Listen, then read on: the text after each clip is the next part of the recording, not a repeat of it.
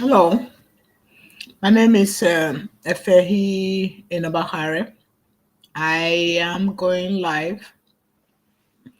I've tried to do this almost twice now. I guess maybe I was being prevented from recording it, but I'm going to record it because that is what I'm going to do.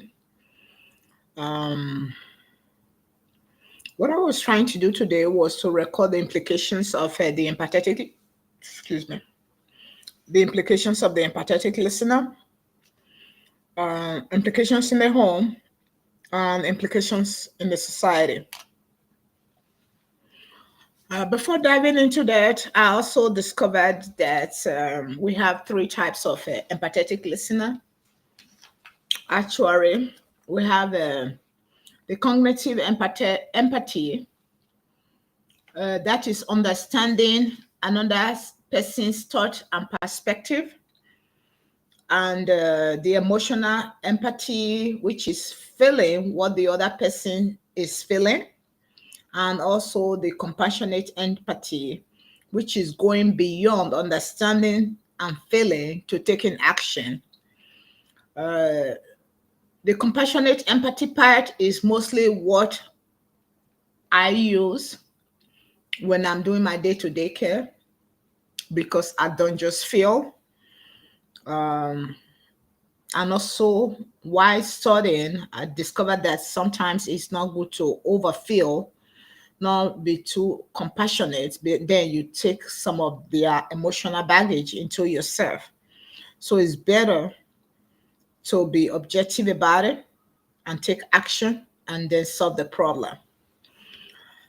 So recognize that as an empathetic listener, they have three different types of empathy: the cognitive part, the emotional part, and the compassionate part. And then coming to the discussion for today, which is the implication in the home and an implication to the society as an empathetic listener. The implication to the home is that one, if you are an empathetic listener, it can create trust in the home because being an empathetic listener makes your partner, your children, the people in the home trust you because you give them a listening ears. There's nothing like having someone who listens to you when you're sharing your body, your concerns, and that person can listen to you. It's not pretending to listen, but genuinely listens to your concerns. It creates trust in the home. And then number two, it builds communication. Communication is another one. When I say communication, it's not just communication because communication breeds trust. The kind of communication they are talking about is positive communication that enhances emotional intimacy, the one that creates togetherness, unity in the home, the one that creates understanding in the home, the one that creates oneness in the home.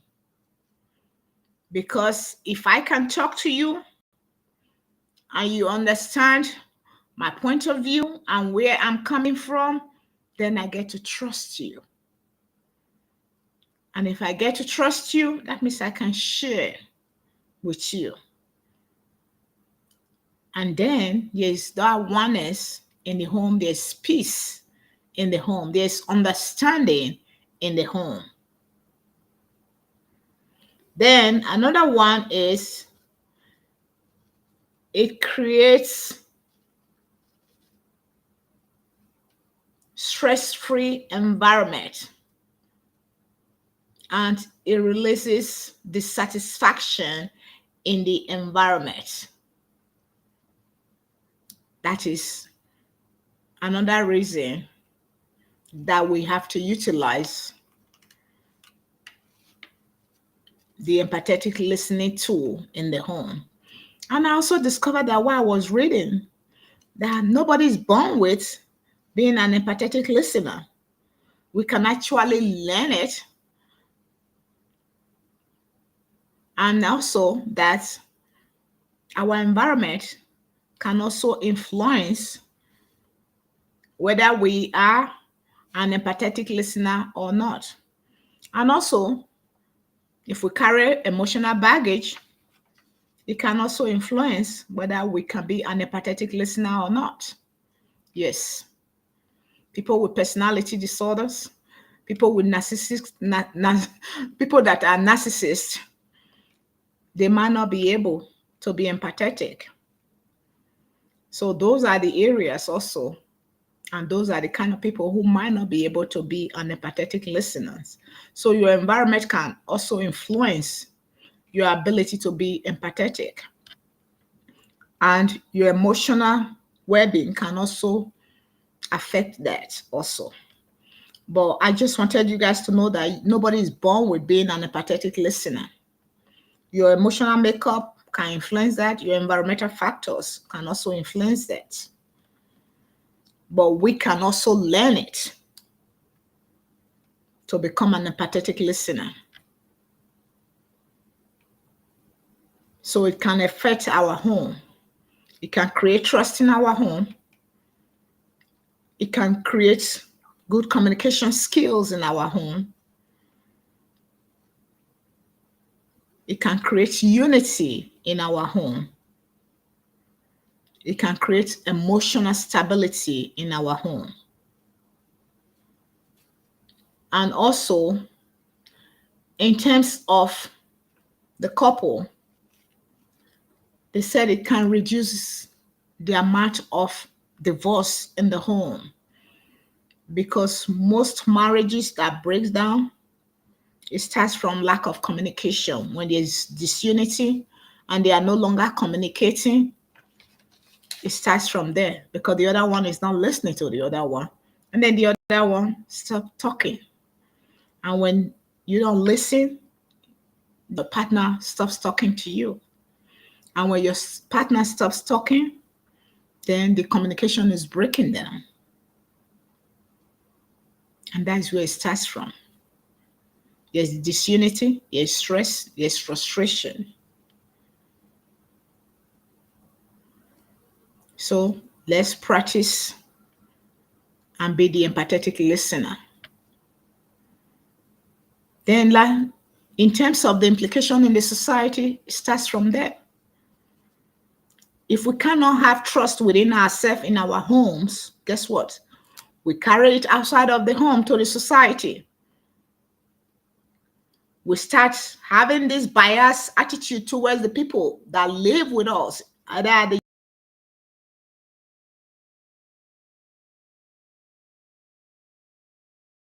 We start thinking the other one is against us and causing us harm. We start thinking, oh, she's the... Because you don't trust yourself even. Because you don't even listen to what the other one is even going to tell you, because you already have that biased mind against the person even before she speaks.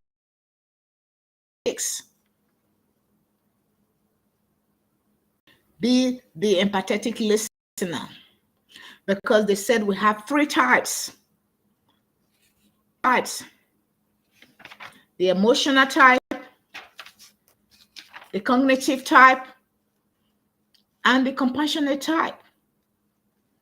The cognitive empathy is understanding another person's thought processes and perspective.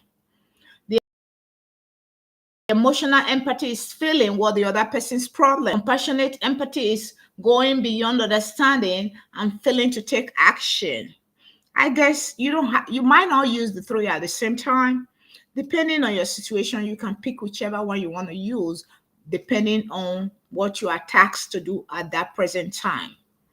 So implication in this society, like I said, It can create trust in the society also.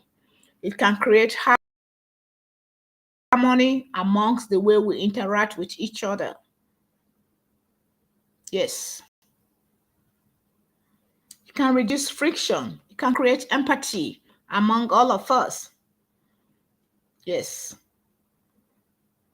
And it can create better social interactions amongst us also. And then we can get along with each other instead of fighting each other all the time. And then we can treat each other with humane treatment instead of treating it like the text messages I'm seeing going around telling people to go to plantation. We don't have to do that. We are all human beings created in God's image. If we can all just listen to each other and treat others the way you want to be treated, there will be no room for that. Do unto others as you would like. It's so simple. Be an empathetic listener. Let's live together in unity. Throw away the bias and the preconceived misconception you have about other people. Give other people the benefit of doubt before you start judging them. Don't judge people even before you meet them. Give them the benefit of doubt. You might just be wrong.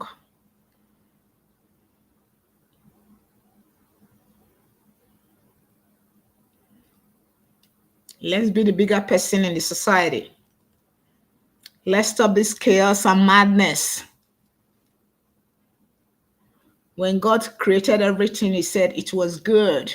He gave it to us perfect. Let's leave it perfect.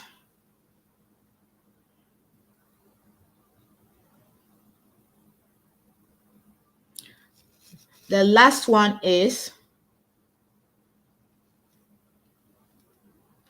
that if we can get along with each other, it can create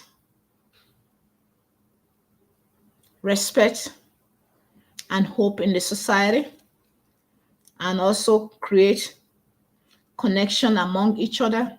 And actually, it can reduce diseases in the society and better mental health for the society. Yes, we're talking about sending people to the border to stop cocaine, heroin, and all of that. We don't need to do that.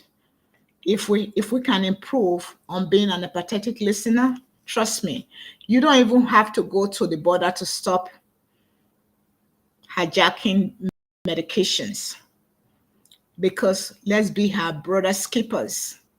If we can be our brother's keepers, they will not be swallowing pills. They don't need no pills if they have somebody to talk to. Yes. They don't need no pills if they have a listening ears, a non-judgmental ears. They will not swallow pills.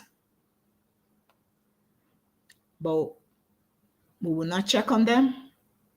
We will not call them. Instead, we will let them stay in isolation. We think we don't have to care, they are grown up. Sometimes we have to take a book from the third world country. Nobody knows it all. If what we are doing is not working for us, then we need to learn from others. Because apparently what we are doing in the Western world is not working for us. Let's take a book from a country where they practice community, where they come together and take care of each other.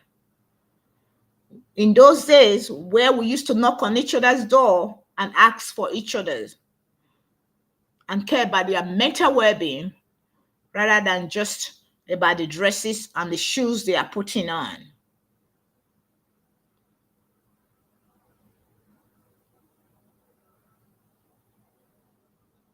because our young ones are dying.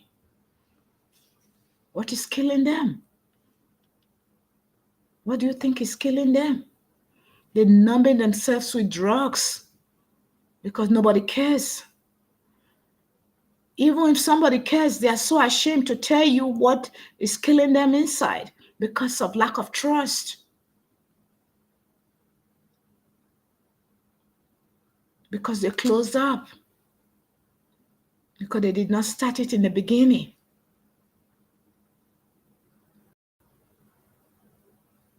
Let's be the empathetic listener. Let's be less judgmental. Please.